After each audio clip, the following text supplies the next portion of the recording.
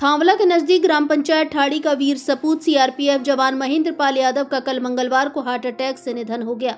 CRPF के आला अधिकारी से प्राप्त जानकारी के अनुसार रियाबड़ी उपखंड के ग्राम ठाड़ीपुरा निवासी महेंद्र पाल यादव, जो सीआरपीएफ में हेड कांस्टेबल के पद पर हरियाणा के नूंह जिले में तैनात थे, ड्यूटी के दौरान मंगलवार को हार्ट अटैक आने से उनका निधन हो गया था।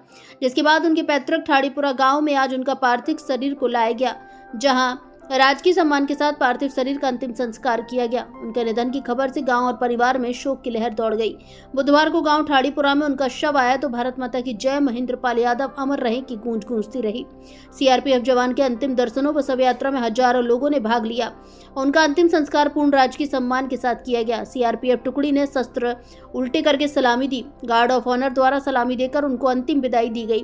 प्रशासन की ओर से थांवला पुलिस थाना अधिकारी सूरजमल चौधरी सहित पुलिस जाब्ता मौजूद रहा।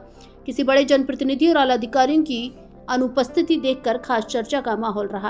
भारत संवाद से चंद्रशेखर शर्मा की रिपोर्ट। नमस्कार, मैं चंद्रशेखर शर्मा और आज की खास तस्वीर में मैं आपको दिखाऊंगा नागौर जिले के ढाणीपुरा पंचायत का ये निवासी महेंद्र पाल यादव शहीद हुए।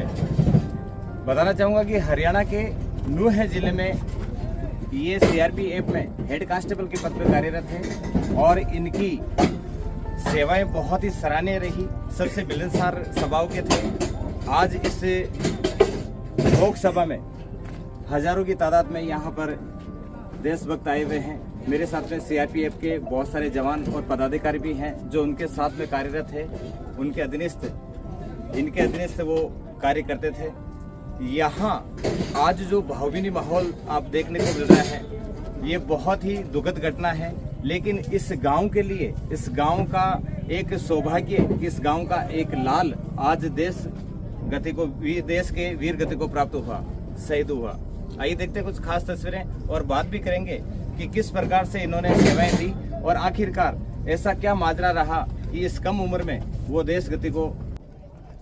सर, आपसे जानना चाहेंगे कि इनकी जो सेवाएं हैं वो कितने वर्ष तक चली? इनकी ये सन 2005 से बल में तैनात हैं और हेड कांस्टेबल के पद पे थे।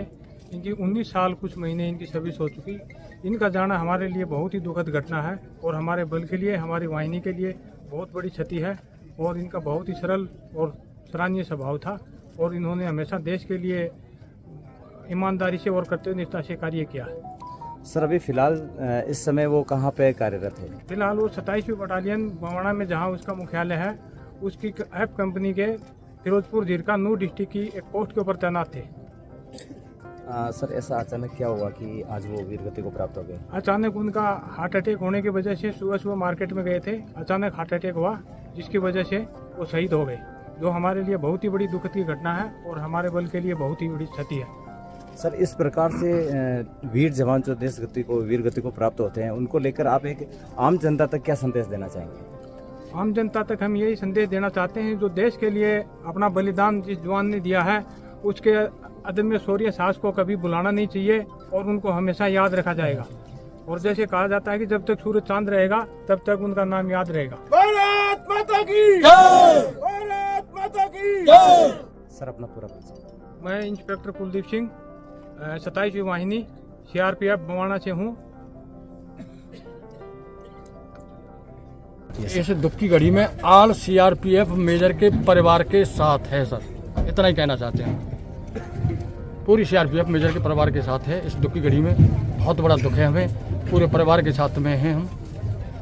सर, विक्रम सिंह जी, आप अपना पूरा परिचय दें। जी सर, मैं एएसआई विक्रम सिंह 27 बटालियन से हूँ।